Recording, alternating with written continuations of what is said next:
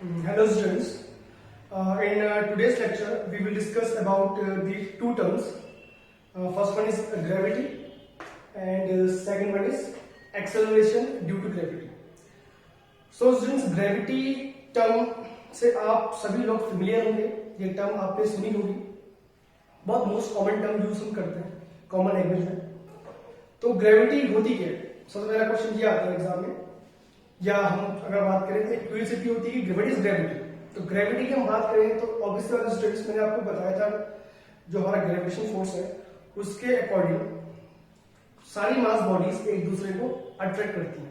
Every mass body attract each other with certain force, and the formula of this force is given by Newton's, according to which the force of attraction between two mass bodies is directly proportional to the product of their masses and inversely proportional to the square of the distance between them. ये दो की बात gravitation force की. अब बात करते हैं gravity की. तो स्टूडेंट, ग्रेविटी जो है वो भी ग्रेविटेशन फोर्स ही होता है, ठीक है स्टूडेंट्स. बट क्योंकि यहाँ पे हम बात करें, क्योंकि अपने डेफिनेशन देख लेते हैं तो आपको समझ में आएगा कि ग्रेविटी को, जब ग्रेविटी और ग्रेविटेशन फोर्स दोनों एक ही चीज है तो उसका नाम डिफरेंट क्यों हुआ है. तो पहले डेफिनेशन देख लेते हैं इसकी. It is the force exerted by the अर्थ. देखिए स्टूडेंट्स, ग्रेविटेशन फोर्स की जब हम बात करते हैं तो यहाँ पे क्या होता है कि जितने भी प्लैनेट्स हैं हमारे पास पूरे यूनिवर्स में, स्टार्स हैं, मास बॉडीज हैं, वो एक दूसरे को एक फोर्स से, किसी फोर्स से अट्रैक्ट करती है. उसे हम बोलते हैं ग्रेविटेशन फोर्स. बट अगर वही फोर्स अर्थ एक्सर्ट कर रही है किसी भी ऑब्जेक्ट पे, तो उसे हम नाम देते हैं ग्रेविटी. क्योंकि हम देखिए स्टूडेंट्स, हम अर्थ हमारे एक हैबिटेट प्लैनेट है, हम नहीं रहते, तो इसके लिए हमने इसलिए एक नया नाम दे दिया. इसे हम ग्रेविटेशन फोर्स ना बोलते हैं, ग्रेविटी बोलते हैं. वैसे एक्चुअली है ग्रेविटेशन फोर्स ही, बट इसका नाम दिया हमने ग्रेविटी. तो देखिए क्या था gravity. It is the force exerted by the earth on the objects lying on the surface or near the surface of earth towards its center. अर्थ की सरफेस पे, जैसे आप समझ सकते हैं मैं अभी अर्थ सरफेस में खड़ा हूं, तो मेरे में एक ग्रेविटेशन फोर्स एक्सर्ट हो रहा है, और ये ग्रेविटेशन फोर्स जो एक्सर्ट कर रहा है ये अर्थ कर रही है, तो इसको हम नाम देंगे यहाँ पे ग्रेविटी. ठीक है. तो अब ऐसा नहीं है कि स्टूडेंट्स की जो सरफेस में, जो अर्थ सरफेस में जो ऑब्जेक्ट्स होते हैं केवल उन्हीं में ये फोर्स एक्सर्ट होता है. ये फोर्स उन सारे ऑब्जेक्ट्स में एक्सपीरियंस होगा जो अर्थ सरफेस में लाई करते हैं या फिर उसके नियर लाई करते हैं. ठीक है स्टूडेंट्स. तो वी कैन से रिपीट करते हैं. It is the force of attraction exerted by the earth on the objects lying on the surface और near the surface of the earth towards its centre. Earth हर एक mass body को जो उसकी surface में या उसकी सरफेस के नियर लाई करती है, उसे अट्रैक्ट करती है towards its centre. This force is known as gravity. I repeat, gravitation force और ग्रेविटी दोनों टर्म्स एक ही हैं, आपको कंफ्यूज नहीं होना. ग्रेविटेशन फोर्स जब दो मास बॉडीज एक दूसरे को अट्रैक्ट कर रही हैं, अब वो मास बॉडीज अर्थ से बाहर है, सपोज कीजिए सन और Jupiter. There is certain force of attraction between sun and Jupiter, और we can sun and Mercury. So in this case, this force is known as gravitation force. But if the force of attraction exerted by the earth, then in this case, the gravitation force is known as gravity. है दोनों एक ही चीज, but अर्थ के लिए हम use करेंगे यहाँ पे gravity. I hope students ये टॉपिक आपको समझ में आ गया. Next one is acceleration due to gravity. Now what is this? देखिए acceleration due to gravity जो है उससे हम g से डिनोट करते हैं.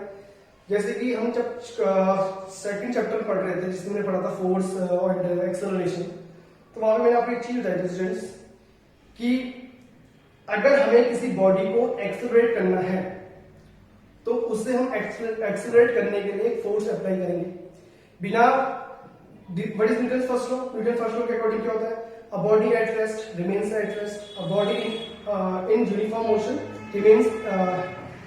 remains in it until or unless some external force comes into play.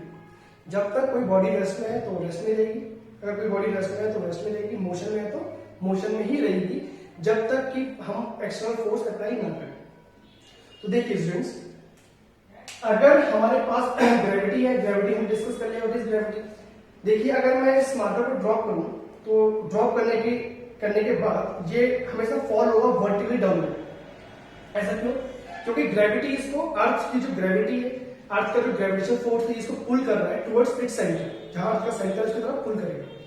तो ऑब्वियसली बात, ग्रेविटी जो है वो एक फोर्स हो गया, this is force of attraction हम कह सकते हैं, जो अर्थ एग्जर्ट कर रही है किसी ऑब्जेक्ट्स में।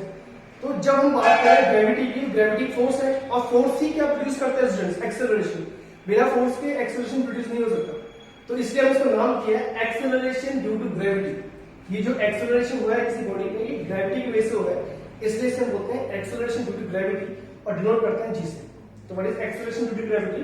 It is the constant acceleration produced by the earth on the objects falling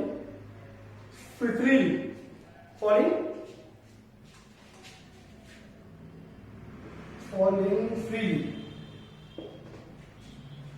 जो ऑब्जेक्ट्स, जिन ऑब्जेक्ट्स में फ्री फॉल होता है, जैसे कि अगर मैं स्मार्ट को ड्रॉप करूं, यहाँ पे फ्री फॉल होगा, तो यहाँ पे कांस्टेंट एक्सेलरेशन होगा, और उस एक्सेलरेशन को प्रोड्यूस किसने किया? ग्रेविटी ने। इसे हम बोलते हैं acceleration due to gravity. And the value of this constant acceleration is 9.8 metre per second square. तो आई होप स्टूडेंट्स आपको ग्रेविटी समझ में आ गया। ग्रेविटी क्या होता है? It is the force of attraction exerted by the earth on the objects lying on its surface or near its surface towards its center. And what is the acceleration due to gravity? It is the constant acceleration which produced by the earth on the objects for freely falling objects. कोई freely falling object है तो उसमें जो acceleration produce हो रहा है, what is acceleration? The change in velocity in per unit time. I hope students आप revise कर रहे होंगे, क्योंकि ये टॉपिक हमने एक्सेलरेशन वेलोसिटी हमने फर्स्ट चैप्टर में कवर कर लिए थे, तो आप प्लीज इन्हें रिकॉल कर लीजिए एक बार अगर आपको कंफ्यूजन ये भी होता है। एक्सेलरेशन प्रोड्यूस करने के लिए फोर्स मस्ट है, बिना फोर्स के हम एक्सेलरेशन प्रोड्यूस नहीं कर सकते, ये हमने पहले भी डिस्कस किया हुआ है। यहाँ पे ये जो एक्सेलरेशन है, ये gravity, what is gravity? It is the force of attraction exerted by the अर्थ। तो यहाँ पे जो एक्सेलरेशन है वो ग्रेविटी एक्सर्ट कर रही है, इसलिए उसे नाम दिया acceleration due to gravity. And this is a constant value and it has a value of 9.8 metre पर सेकंड स्क्वायर। अब इसमें भी आप बोल सकते हैं कई स्टूडेंट्स, अगर आपने थोड़ा घर पे पढ़ा होगा तो ये वैल्यू भी थोड़ा बहुत चेंज होती रहती है। जैसे इक्वेटर और पोल से अगर आप मूव करें तो पोल पे ये वैल्यू 9.8 मैक्सिमम होती है, और जैसे आप पोल टू इक्वेटर मूव करेंगे तो वहां पे ग्रेविटी वैल्यू थोड़ा चेंज हो जाती है, थोड़ा डिक्रीज हो जाती है। अब ये क्यों होता है, इन फैक्टर्स को हम डिस्कस करेंगे नेक्स्ट टॉपिक में, ठीक है students. So for today's we cover two topics, gravity and acceleration due to gravity। अगर हम बात करें स्टूडेंट्स ग्रेविटी की, कि ग्रेविटी कितना होता है, ग्रेविटी कितना होता है, या फिर इसका वेट हम बात करें, जिसे हम नेक्स्ट टॉपिक हम पढ़ेंगे, उसके वेट को भी डिस्कस करेंगे, व्हाट इज वेट, तो इसको हम नेक्स्ट टॉपिक में डिस्कस करेंगे। अभी आप इन दो टॉपिक्स को रिवाइज कीजिए और इनको पहले अच्छे समझ लीजिए, फिर हम नेक्स्ट टॉपिक के लिए तैयार हो पाएंगे। So thank you.